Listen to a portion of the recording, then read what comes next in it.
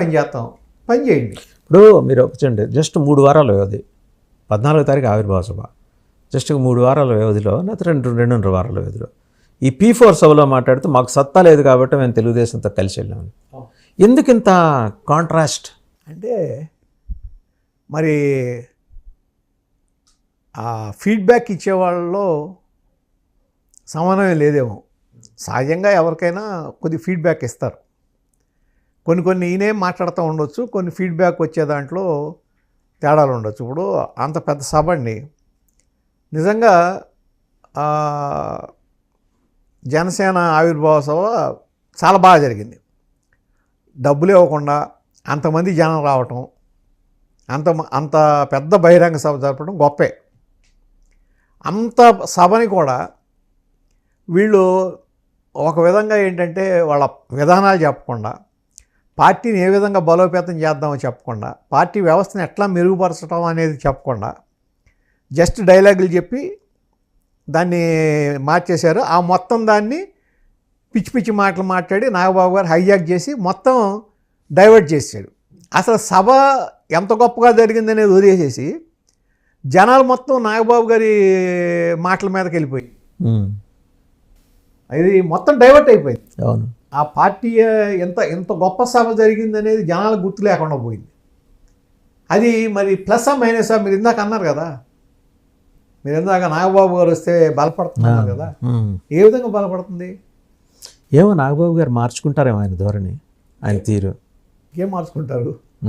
వారం రోజులకే 14 కదా, ఇప్పుడు నెల కూడా అలా ఇంకా నెమ్మదిగా ఇంకా మండలిలోకి వస్తున్నారు. కాదండి, అది రాజకీయం అనేది కొంత మొదటి నుంచి దాంట్లో వాళ్ళకి ఇన్బాన్ క్వాలిటీగా ఉండాలి, ఎక్కడేం మాట్లాడాలి ఎక్కడేం మాట్లాడకూడదు అనేది తెలుసు. అయితే పవన్ కళ్యాణ్ గారికి పూర్తిగా ఆయన రియలైజేషన్ అనేది సీఎం అన్నప్పుడు మీటింగ్లో చెప్పాడు. ఏంటా సీఎం అంటారు, మీరేం ఓట్లేరు, సీఎం అవ్వాలంటే మీరు ఓట్లేరు. ఇప్పుడు అదే సభలో ఇంకో 15 ఏళ్ళు చంద్రబాబు గారే సీఎం, ఇంకా జనసైన్యం ఇంకా పల్లకీలు మోయటమైనా 15 ఏళ్ళు వాళ్ళు బలపడే వరకు పలికి మోయాల్సిందే. అంతేనా? అంతే కదా మరి. మీరు బలపడాలి, మీరు బలపడి ఆ విధంగా వచ్చారనుకోండి, మీరు అప్పుడు బలపడటానికి 15 ఏళ్ళు పడుతుందని జనసేననే స్వయంగా ఒప్పుకున్నట్టు అనుకోవచ్చామా? అంటే ఆ రాష్ట్ర ఆర్థిక పరిస్థితి చూశాడు ఆయనకి, ఈ వాడికి ఆ క్యాబినెట్లో ఉన్నాడు కాబట్టి మొత్తం అర్థమై ఉంటుంది. ఇంకో 15 ఏళ్ళు అయితే కానీ ఇది సెటరేట్ అవ్వదు. సెటరేట్ అయిన తర్వాత వద్దాం అనుకున్నా, సెటరేట్ అవ్వదు.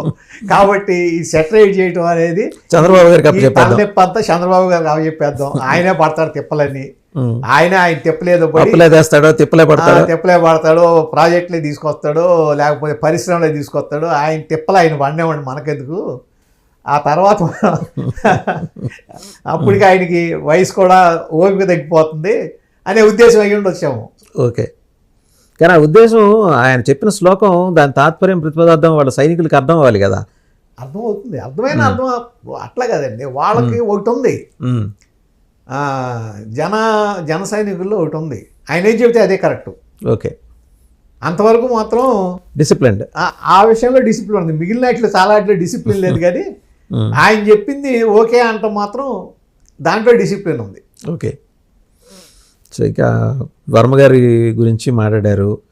తర్వాత తెలుగుదేశంలో ఏంటంటే ఈ మధ్యకాలంలో ఎప్పుడూ లేదు, ఈ ఇండిసిప్లిన్ వ్యవహారం ఎక్కువ అయిపోతుంది. లైక్ కొలికిపూడి గారు, ఆయన వస్తారు, బయటకు వస్తారు, ఆయన మాట్లాడతారు, ఆయన మీద పార్టీ అధిష్టానం కన్నెర చేస్తుంది ఒక ప్రకటన రూపంలో, ఆగ్రహిస్తుంది ఒక ప్రకటన రూపంలో, 3 సభ్యులతో కమిటీ వేసాము అని ఒక ప్రకటన రూపంలో తెలుసు.